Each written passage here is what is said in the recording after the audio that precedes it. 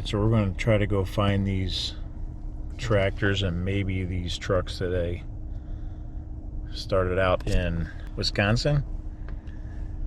And then this guy told us that about 12 miles away in Exonia, they do tractor pulls, so we're going to go try there. Alright, so went to some Top Gear Performance in Exonia. They were nice, but they couldn't offer us any help. But now we're going to try where this guy used to drive one of the trucks and tractors. We're going to go there next. So we found Bud, so we're going to come back and they're going to do an interview with us. We're here with Bud Jaske, and we're showing him the pictures of his old trucks, and we're just trying to find out which trucks were his, the tractors, where they are today, and so what can you tell us about, like, the hauler? Put on my glasses and I can do that out. Can you hold that on him? Be able to tell you. We pull into like a driveline shop. That's okay. So they didn't know anything either. So the guys there were like, we weren't even born yet in the 80s when this stuff was going on, right? So then we drove over here, and we walk in the door, and Derek is like, hey, look at this. Here's the trucks we're looking for, and these plaques out here. I'm like, no way. So then Sally, we got all the Sally pictures. Yeah, throughout, exactly. kind of. That she took us in here and showed us the pictures. I'm like, this is it. So, well, it used to be a lot of it. So you don't have any of the stuff anymore? No, I forgot who bought the tractor. What did you drive? The truck? The truck most of the time. The I S10? drove the tractor a couple times, and I drove the two-wheel drive a couple of times. And the one guy, and I sold it to him for practically nothing because it still had a Aries motor in it on the four-wheel drive. The S10? Yes, and that was remade several different times. Oh. Okay, Bud Jaske, the new Chevrolet pickup. He did run a Dodge pickup in previous years.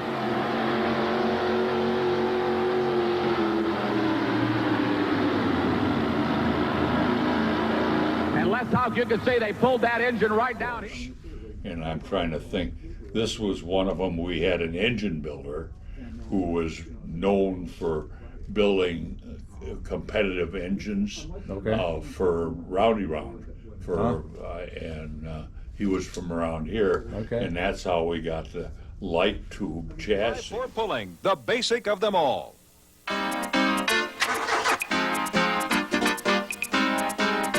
We talked about their newest innovation in pulling today. We asked Bud what inspired him and his team to build the all-new Miller 4x4. Would you mind telling us about it? Yeah, we just thought that it was time for some changes to be made in the four-wheel drives. Everyone was kind of getting the same thing, and we talked to a fellow who builds sprint cars, and where they use torque-absorbing suspensions, and that's what we're trying to develop here. That, and also have a truck that has enough weight on the front to really utilize the new sleds that hammer you so hard at the end where it practically is pulling the front wheels off the ground. We feel every pound that we can get up on the front. So we've got a truck that's just extremely light. All right, we're connecting torque bars to the rear end and then running torque bars up into the frame to absorb the differences of the track. The coil-over shock suspension that makes it real adjustable and variable as to spring rates and just changing springs and changing heights. And it's also got a 4-link suspension that is real typical of what the drag cars are all using right now. The frame is chrome moly, and it's 1.5 inches by 125 wall on the main rails. Then the struts are like 90 thousandths wall thickness. The frame was actually fabricated by a fellow in Wisconsin who's a noted sprint car and midget car frame builder, and by the name of Tom Pogo, and got real involved in it, and He used his ideas by coming to a bunch of polls and watching along with our own ideas to put it together. We're trying to do both. I mean, we're trying to develop enough power to run strong. It takes the motor and the chassis, we feel. It's a combination thing. One of them doesn't just do it by itself. The chassis without the motor won't make it either. So it takes both ends. In closing, I'd just like to thank, besides my sponsor, Miller High Life and Kendall Motor Oil, all the fellows at the shop that don't get to come along and can't appreciate how unique the vehicle runs and get to see their work on the track. And we've just been, everybody at our shop has participated in getting this thing done and getting it here and making it to the first Grand National. You don't see that very often. Around it, right. We were one of the few that had that. Well, anyway, now I don't remember. And the last time, I think it might have been had some of the light duty, tubing and stuff on it. But a guy up north of here, not very far, we worked quite a bit with him, and I stayed friends with him. That was the chassis builder? No. The chassis builder? No, this is who got the truck. Oh, who got the truck? Who has the truck now. Okay. And he just kept it. He hired one of my mechanics and still does, but So that's what we would love to do, is like go find it. And it's still in one piece, because he just stuck it up in a hole in perfect. his shop. That's what we're looking for. Like, just you walk into like some barn and see this pulling truck sitting there, But so, and it still had the Aries engine in Okay. it, and I fixed it again, just to keep it. Keep it going. I couldn't stand to see it, not looking. But Stuart has still got this. The four-wheel drive. The four-wheel drive. But anyway, Rick Kipley, to go back to Rick Kipley, built all these engines for all these pullers. Okay.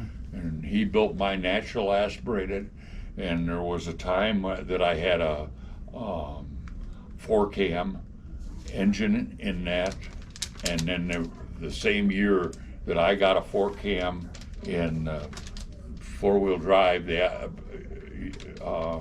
U.S. Hot Rod outlawed it. They had like Aries had a 4 cams. Yes. Were they overhead? Huh? Was it an overhead cam system? Yes. Really? Of really neat. It was 4 cams that were all belt driven, and Rick could put those together. And I've kind of stayed in touch with Rick just because he's such a neat guy. He's just one of those super people. Yes, if you can find him, I'll give you. That would have been a 4-cam? No. Or just the truck? Just the truck. Just the truck, and I never had a picture of it. Oh, really? Isn't that something? Okay. And it was belts driving the whole thing? Huh? Like blower belts? That wide? Little ones. Littler ones. And it was trick. Nobody else had anything like that. Well, they outlawed it real quick, because they just felt it would be so competitive, really? With all those valves.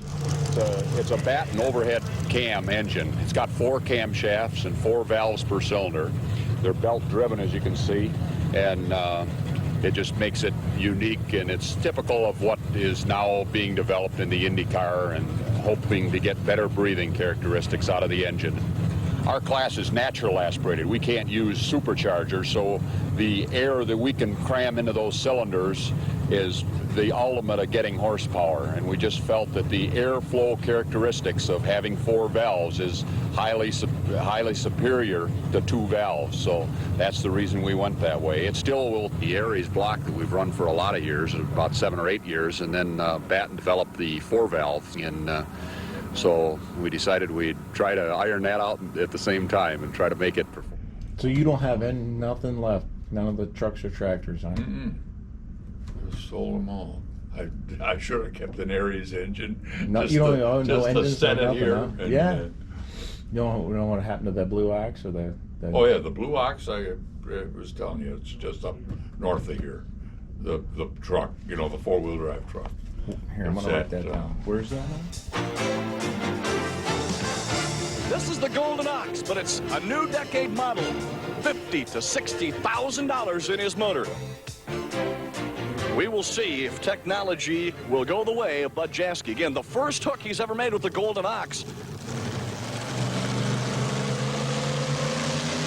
Bud Jaske is set to roll.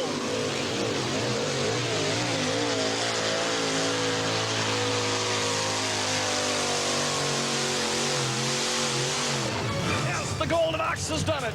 Past 300 foot, and he will definitely join the rest of the field.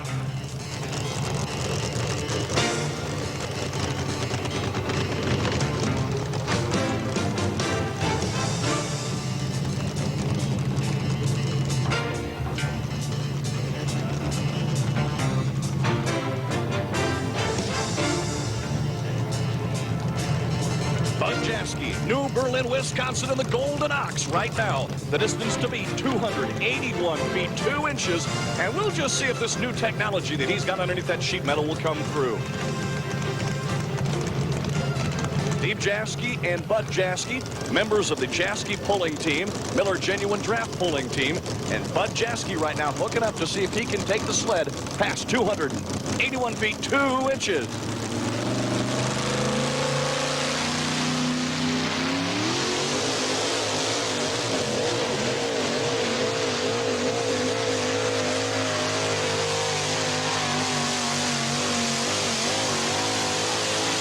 I think he has done it. Bud Jaske, look at that underneath. I don't know.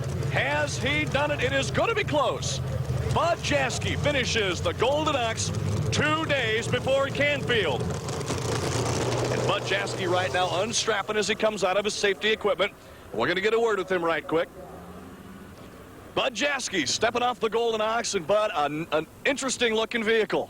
Yeah, we tried a bunch of different stuff, and we may be a little bit stiff. Didn't stay on the ground quite as good as we hoped they would have, but we're real satisfied. First time out, it's hard to make something run as good as we thought this one did. So. You've definitely been the talk of Canfield, Ohio in this four-wheel drive class with the frame. Tell us a little bit about the technology. Well, we just did it. We kind of went in conjunction with Tom Pogo, who is a renowned sprint car driver and about hooking up on dirt.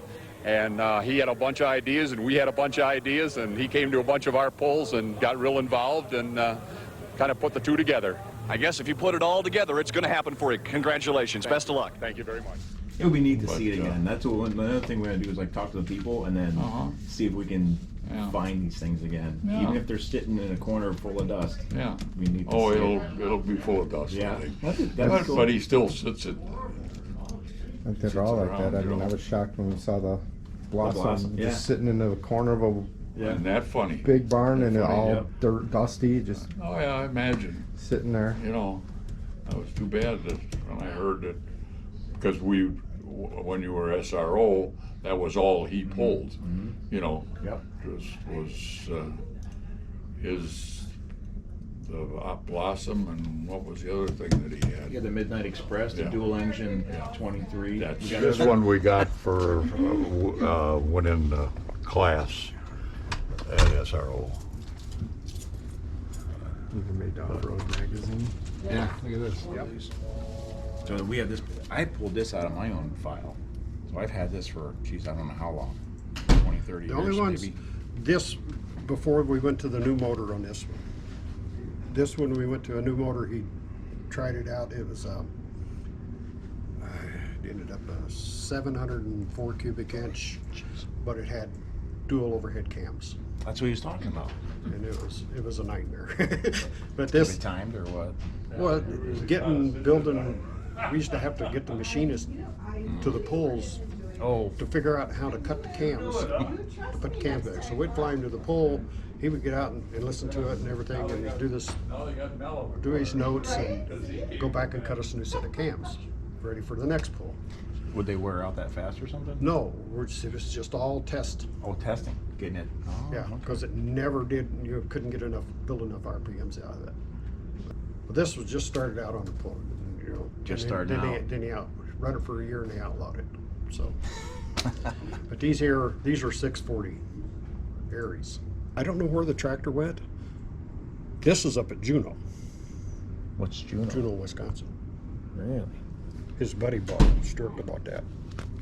Oh, let me write that down. So did it get rebodied as something else, or is it still a S10?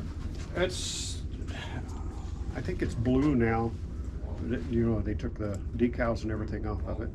In Juneau, Wisconsin? Mm-hmm. Who? There you go. Oh, early sweet. 70s. Oh, Juneau, okay. He lives there. He's still got it, right? Huh? He still got yours, right? What's that? The ox. Yeah, that's what I told him. I said if you wanted to see it, it's sitting up on a shelf there Well, we somewhere. want to see it. That's one thing we're doing. Is like we want to get the stories of the people. See, this is the kind of stuff we're looking for because we talk to you guys, now we talk to somebody else, and they got somebody else. So it's like it's gonna be neat. Here you. The new truck is all tube frame. Yeah, I showed him that. You could just the see it S10. on the one picture. You could see all the this tube. down Yeah. here. Outhouse Engineering built that. Outhouse engineer. That was the name of it. Yeah, he was quite well known It was, around here. It was quite the setup. Nobody ever saw anything like it. Are they still around? Outhouse engineering? I don't know if they I'll have are. to look that I'd up. say they are. I think he is. They Yes. built sprint cars. Oh, sprint cars? Yeah. Like You go should, home and sit down. you should see his basement. Like, all kinds of cool stuff. His basement is, it's a big ranch house, but his basement is, I mean, just packed full of just trucks. Oh, really? Those over at his house is all from his pulling. Really? Yep. He's probably still got his first fire suit. See, that kind of stuff's neat, you know? I wouldn't doubt it. Okay, oh, okay. You see Derek in there? Yeah, everybody's in there. Yeah. Here you go. I'm a goofball. You can give him all your extra. So, do you know where any of this stuff is today? Well, he told you where the four-wheel drive is, right? Yeah, we got- up there, which Yeah. after we quit doing it, and Fred, our shop foreman at the time, took the four-wheel, and we always had a problem with that Pogo, that sprint car chassis that we had built, you know, trying to keep it on the ground. And after a lot of talking, they thought, well, maybe it's too stiff, so they went and cut the back end part of it off and made it just a regular thing, and so it's not as nice as it used to be. It's kind of glamored up, but It's still around though? yeah, it's still around, I think. Yeah. In fact, I think he had it up for sale. Who has it? Yeah, Okay. my dad is. That'd be neat to see it. Yeah. Actually, Dad Like doesn't I want said, it it's changed. It's changed. Like I said, Love that name. it was pretty much the radical before. That was before anybody else ran tube frames. You know. The four-wheel drive Crower Classic is coming up next. Pullers competing for $30,000 in the first annual Crower Classic.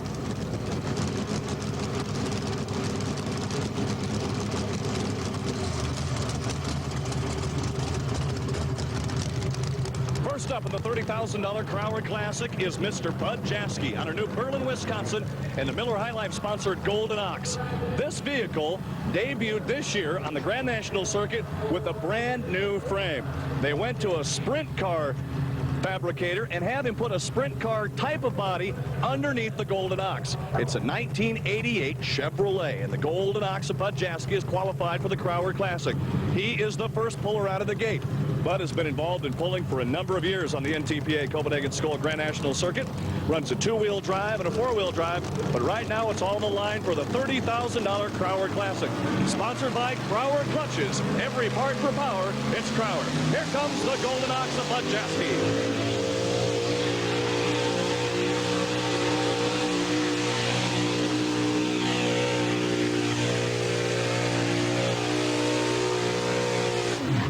Good run. The test puller coming right out, and he's digging deep into that Pocono clay that we've got here on the main straightaway. 260 feet and 11 inches for the Golden Ox. Bud, just an excellent run that time out of the Golden Ox. Well, yeah, I don't know if we had enough bar on the rear to really hook up. The track's a little bit soft, and we thought, but it came out good and seemed to run good, and we'll have to see how it holds up. Will this be one of the more unusual places you pulled, the front straightaway of a racetrack? It's real much fun. It's kind of awesome. What about being in the Crower Classic? We're just pleased to be here, kind of like qualifying for Indy here. We got here, and so this is the highlight of it. 260 feet, 11 inches for Bud Jaske and the Golden Ox out of New Berlin, Wisconsin, the first puller of 5 in the Crowler Classic. The Crowler Classic 6,200-pound four-wheel drive class is now in the books. The Holman brothers finished third. Ed Wadler comes in second, and Bud Jaske, the Golden Ox, takes home the top prize in the $30,000 Crowler Classic. It's got to feel good, Bud. Really, it's the biggest payoff we've ever been involved with in pulling in any level, and we appreciate Crowler's support and make this possible. And it was neat to be able to get here. Just to get here was neat. Let's talk a little bit about your run. You kind of spotted the sled in about the center of the track. Any particular reason? You were the first hook, too. Yeah, we thought they had reworked it, and we drew number 1, hoping that the only reason we drew it early today was that we thought maybe they'd rework the track, and being it wasn't a great track, that it might have a little extra roll in it if we were hooked first. So, you know, that's the chance we took, and I guess it worked. Paid off today. Congratulations. Thank you very much. Bud Jaske, Miller High Life sponsored, the Golden Ox, takes home first place in the 6,200 four-wheel drive class, the Crowler Classic, here at Pocono International Raceway. Balance, you know, the weight of the sled on the back axle by hanging all the weights on the front, right? Yeah. In fact, that tube chassis four-wheel drive was almost too much. We had it too much. I mean, we did everything where pretty much everything aluminum, titanium, and all that crap in the thing, and then the weight box in the front. We had so much weight in the thing that it almost always would pull a wheelie when you're backing almost up. had to hold it down to get it to try to drive it around. I remember, I think maybe able to like pick up the back of a four-wheel drive. Yeah. So just by yourself. Yeah, and that, like I say, that we got to the point where that one was pretty much almost we had to hang weight on the back just to get it to move around. Yeah. So all right. Well, thank you so much. Guys. Really appreciate it. Like, basically, like pulling history videos is what we're doing, you know. Yeah. And okay. So when if memory serves me, you can correct me if I'm wrong. When the S10 was new, when it was the first version of the Meisterbrow S10, it was not tube framed. It was just bodied as the S10 body that I have with a regular chassis frame. Yeah, and that didn't last very long. Yeah, and then when the Miller sponsorship stepped up from Meisterbrow that's when they wanted to go to full Miller, is what Bud told me. But if I remember when this chassis was built, and Nick would be able to look at it and tell you, when this chassis was built, the body itself was black and was black, gold, and red. I think he showed us a picture of that, didn't he? When it was dark. Because it was black, gold, and red when that truck was built with that chassis. So then, because you don't see any like this with the tube frame. There was only one guy another one that had a big wide tube, because they based this off of a sprint car / dragster chassis, is what Bud always told me, to make it rigid. Yeah. So I know 2 years ago or 3 years ago, when I was up by Toma, Bud and I were walking around, and we ran into the foreplay team, and they were asking Bud about where that chassis ever ended up with, where it ever ended up, and I said, well, I have it. I said, but it's been pretty well butchered apart, because, like he was saying, when they dropped the horsepower down from 750 inch to 650 inch, with the horsepower what did you say? It just didn't work. It was just hot. Yeah, I remember going and trying a million different things. They would hop off the line. It was just like a big frog. Same wheelbase and everything. Huh? Everything was the same. Exactly the same. Just a motor change. We put springs in front and back and the middle and shocks here and there, and just. Was the motor that much lighter? It was the same block and everything, right? Same exact. Just de-stroked. Just de-stroked. Yep. So that wouldn't even mattered. Don't know. Ounces probably, right? It could be in truck plate. It could be the difference between 1.5 or a half a pound of air in one tire. Oh. You know. But then they switched cheese a whole bunch of this out. Basically, about halfway, they took that out and then tubular framed from there back then, and I can show you that when we go over and look at it. But then they just box framed it, like which a lot of people are doing now. Yeah. So, and that made it so that the front end, I think basically what it did is just made it flex. Yeah. The whole thing so you had more to the front sticking on the ground than always. And it weighed like hunker down. Yeah. Oh, yeah. You watch the truck as soon as you go, and it just goes like buckles this in the middle almost. The body comes about that high off the frame. Yeah, bent like a banana. Because we Bent just in wonder, half like, once. you see this stuff and like, okay, well, where is all that? Is it just sitting rotten? Every once in a while, like last summer, there was a truck that showed up, and I can't think of the name of it. A 4 mod. That was a big name back then. And some guy dragged it out of the weeds, and he had it in a barn forever. And he's like, it showed still the name, basically like a similarity of like this here popularity truck, and pulled it out. And the guy's like, I just want to sell it, whatever somebody gets willing to offer me for it. I mean, I remember when I watched this down at the Mecca Center in Milwaukee, because that was before. Yeah, that was the first one. I watched this pull out one day up to the sled. Me and a friend of mine were down there, and you watch everybody. Here's the eliminator. The truck comes out and drives right up to the sled just far enough, and 2 or 3 guys got out and they picked the back of the truck up. They turned it right around in a circle, and then he put it in reverse and backed up to the sled. And it was the only time. It was the only guy at the time, and that could do that. And in relationship to that same story there. Bud and I were up in Toma, and we were walking through, and I can't think of the guy who talks. One of the announcers always for the RFD TV channel that does the NTPA tractor pulling stuff. One of the announcers. The newer stuff. Yeah, and he was there, and he comes out and he looks at Bud, and we're standing by their little display that they had set up, and he comes over, and he's standing there looking at Bud, and he says, "Are you Bud Jaske?" And Bud's like, "Yup." And we start talking, and this guy says, I remember, he said, I came over, he said, I did an interview with you once. He said, when that truck was new, he says, and I went to the back of your truck. He said, I kind of started picking up on it. He said, you grabbed the back of the truck. I said, don't pick up on my truck. I don't want anybody knowing about this yet. I bet. So, and then you had mentioned that Bud was one of the first guys that was doing 2 different gear sets for the front and the rear. Spin the front faster, I bet. Yep. Widen out the front end, narrow up the back. You can see that's almost wider, right? Yep. And then the size of your tires change the gear ratio too. Yep. Yeah. And then change things up in that fashion there. Well, that's when they used to lock in the hubs right at the beginning, because if you did, you'd be blowing out stuff. Yeah. Pulling up to the line. Yep. Yep. So yeah, we can take a walk over to Hill. Oh man, that'd be great.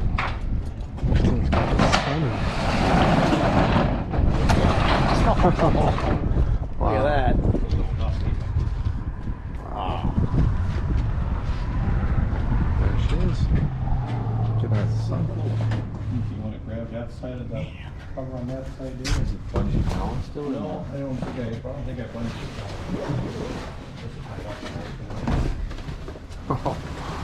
Oh, look at this.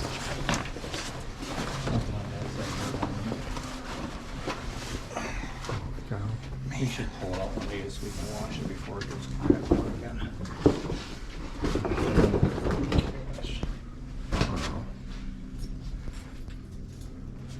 I've never seen it in this, like, painted up like this. Oh, yeah. No, they changed that. After the Miller sponsorship went away, then they went back to the original gold, or the blue box then. Yep. Well, what size axles are you? Is it 2.5 tons in the front cut up? What is it, a 106 in the back? Yes. And this one here is this is an egg axle out of something. Oh, it is. Yep. The only thing that they could find to hold the horsepower, Bud's what always tell me. Yeah. And to this day, I really don't even know what it is, what it's out of. Yeah. I thought at one point, did you say, or did Fred say it was out of a Heston tractor? Fred must have said that. Yeah, I have no idea. And they had the ways to get the gears all matched up together with that then, huh? Front and rear and all that? Cause Well, they're not matched. They're matched. that's how these spin they're faster? off, their front spins faster. Look at the bead locks. 2 sets of bead locks. Yeah, they experimented with Wow. carbon fiber wheels for a while.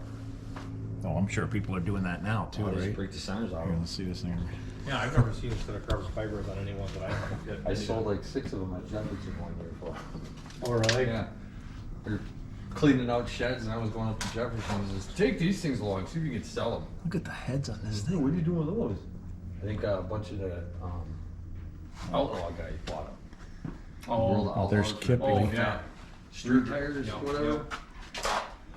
You can see in the back where the frame went, they retubed it. They went tube, square tube, all the way along, but they added they added part of the chromoly tubular structure to the underside, and then then they added it back in the back again. Yeah, see, it's cut off right there. That square tube Yeah. wasn't always in there.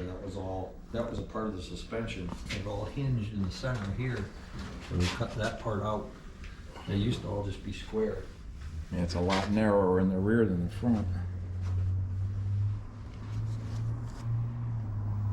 Yeah, the big theory to that was you're always you're working on a new clay pattern or a track pattern. The front is wider, so you suck the back end in, and then you pull the. And one thing I saw was like they would pigeon toe. Some guys were pigeon toeing the front tires to kick the dirt out from going underneath the sled. Sideways. I think there's a lot, if you look at how some of these guys back in the day used to cut their tires, none of them were cut like on a straight V like they are now, like the back. Cause that back set is Pretty- new for the time in 2000 and 2008 was the last time it was pulled. Oh man. But like in the front here now, you could see how nothing is straight cut. If you actually look at the tires on how Bud used to have his cut, or those guys who do it, there's actually in between each solid cut, there's a minor cut. Okay. Oh yeah. Look at that. And that was by the. Yeah, I think that'll get washed up. And they're all look. They're front and back a little bit too. They're not in a. Yeah, they're not in a straight they're not line. straight. But then you have this. It took them that right you down can to the see. cords too. Yep. Wow. Yep.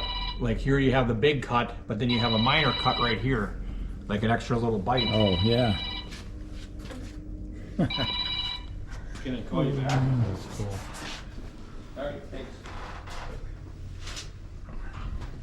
Let's see if we can get the whole side here.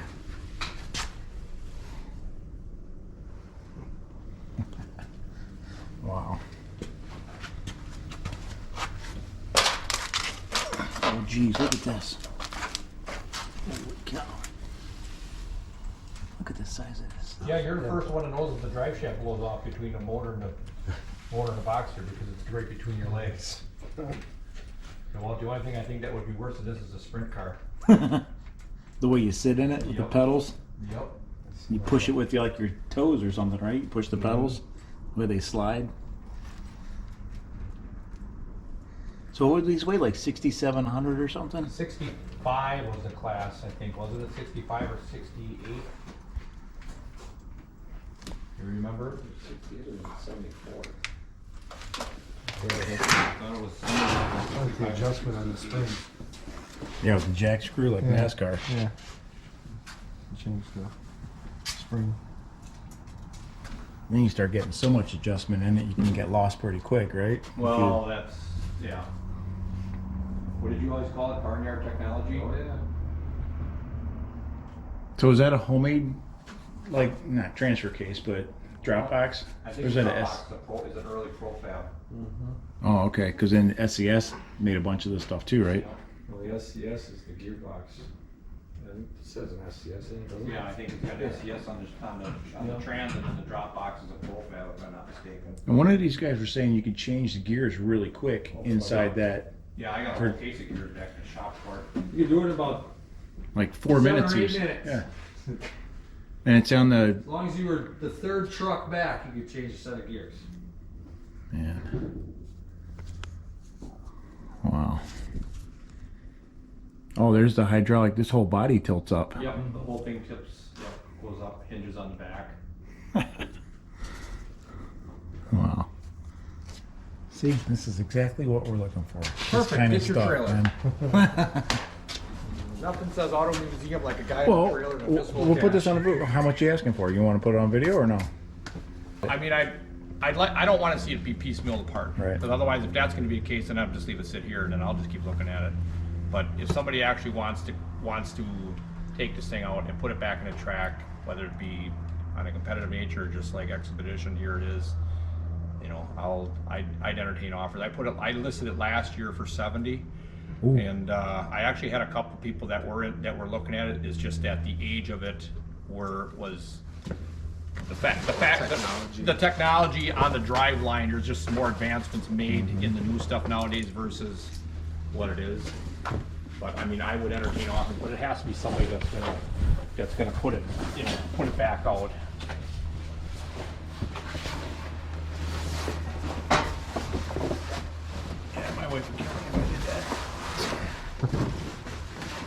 What's cooler, having a wife or a truck like this in your garage? Go ahead, John. Phil, go ahead, answer. All right, we're gonna have to cut the video right here.